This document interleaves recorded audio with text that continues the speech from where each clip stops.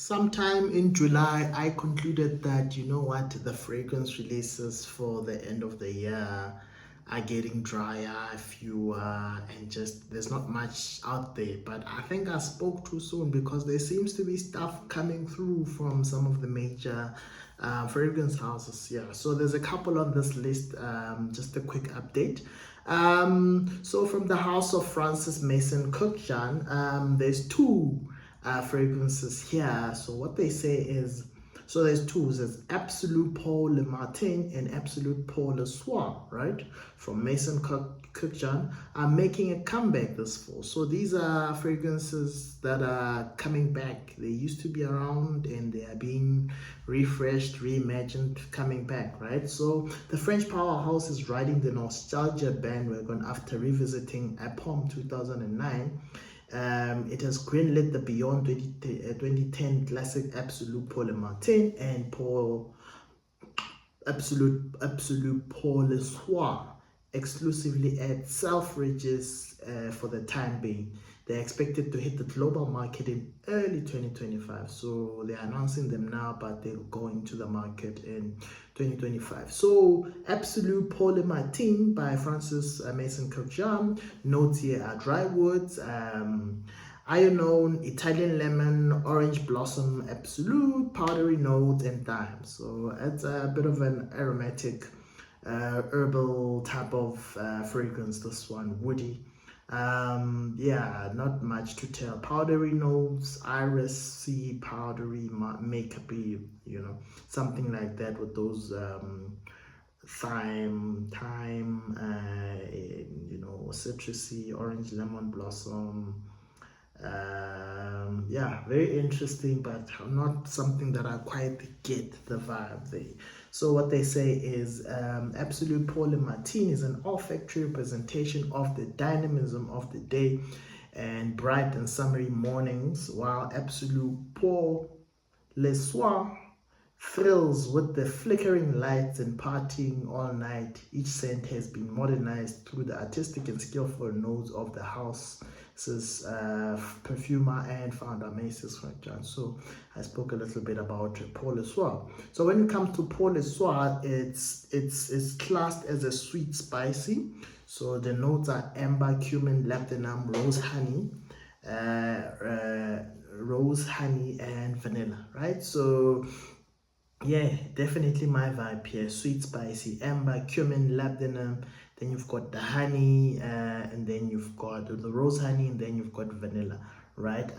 So here, amber, Absolue pour le Soir is a spicy, ambery melange that begins with fiery cumin oil, which energizes the senses, leading to a blend of honeyed rose and labdanum, and finally settles on the powerful duo of vanilla and amber. So it's a vanilla amber spicy fragrance, definitely down my alley, right?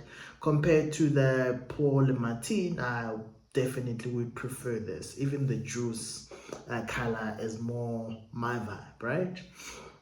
The next one here from the house of Van Cleef and Arpels. So Van Cleef and Arpels was a legendary brand formed back in our days growing up.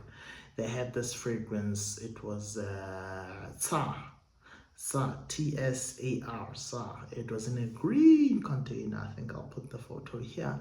And then, yeah, so here it's from Van Cleef and Arpels, collection Extraordinaire.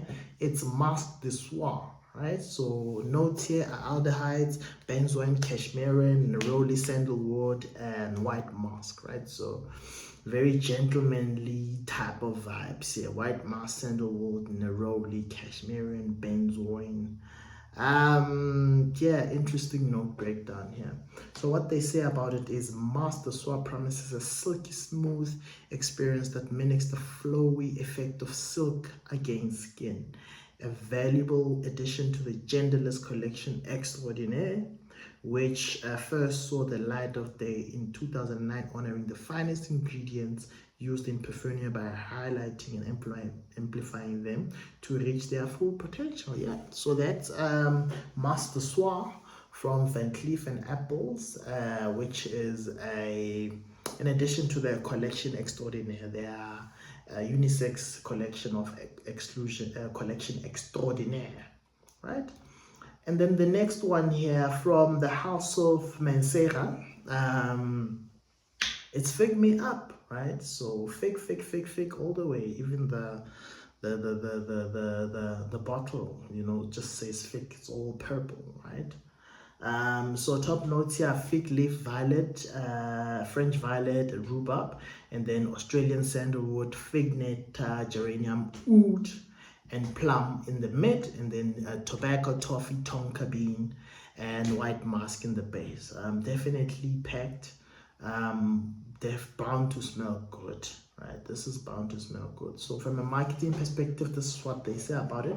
Fig Me Up from Mancera is a pure embodiment of joy that is unveiled bit by bit, starting with the sparkling blast of Mediterranean fig leaves and tangy rhubarb blending the blend, a bright, refreshing quality like a sunny morning in a green grove, right? As the composition deepens, the heart unveils a powdery elegance of French violet that brings forward soft, delicate touch, right? As the blend settles, creamy, milky nuances of fig envelops the senses like a heartwarming embrace of a loved one, laced with rich Australian oud. I've never heard of Australian oud, but hey, we live and we learn, right? Australian oud and sandalwood, while the cozy elegance of tonka and opulent Cuban tobacco bring further solidity and depth for an interesting, charming central.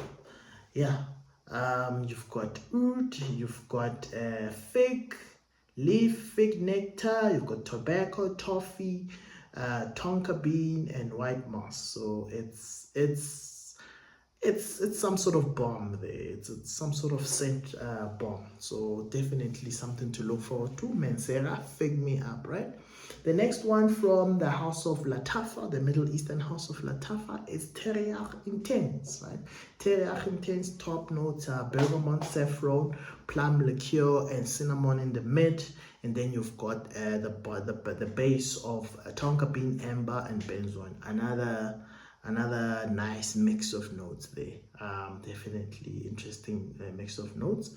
From a marketing perspective, they say discover the new intense flanker, an elevated and unabashedly powerful fragrance concocted by master perfumer Quentin Birch. Experience a leveled up intensity through an extravagant blend of refined notes where an essence of waiting to be awakened from the shadows, right?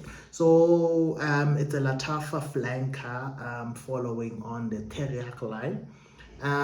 So a trend that will start seeing more and more probably in 2025 is some of these Middle Eastern brands having perfumers on these flankers or on these fragrance releases. So telling you that this is not just a clone of anything. This is a standalone fragrance in its own right. So we're gonna see more and more of that. I bet my last dollar, if I had a dollar on that, right? So the next one from the house of Tom Ford into their private blend line. White pepper, it's rose exposed, right? So top notes: white pepper, pink pepper, rose absolue, rose water extract, and orange in the mid. And then you've got tonka bean, amber, and benzoin in the base, right? So that tonka bean, amber, and benzoin, very similar to I don't know if it's maybe, nah, I don't think it's me. This is definitely what the notes are, right? So yeah, white pepper, pink pepper at the top, absolute rose, rose water extract, and orange, and then the base of tonka, benzoin, and amber, right? So definitely interesting. So the nose of rose usually is a bit off-putting, but that note sandwiched between the peppers, the white and pink pepper, the tonka, amber, and benzoin sounds like a good proposition, if I must say so, right? So what they say in the marketing here, Rose Exposed is the latest fragrance to join the highly priced private blend of Top Road, right? The house has taken a step back from woods and spices to offer a beguiling rose-scented fragrance for both sexes, summoning the contrasting duality of the Queen of Roses with an unmatched power and magical ethereal beauty, right? Very, very interesting. Yeah, so that's it. That's the latest update in terms of fragrance releases for at least mid-November. So on this list, fragrances that really piqued my interest, it would be the Mancera Fig Me Up, the Teriaq, and this Rose Exposed. Definitely sound like fragrances that I'd be interested in sampling, maybe bringing into my collection in the new year, right? So yeah, with that said, till next time, please like, subscribe, leave a comment down below. Tell me which ones you feel like you would be interested in on this list. Till next time, peace.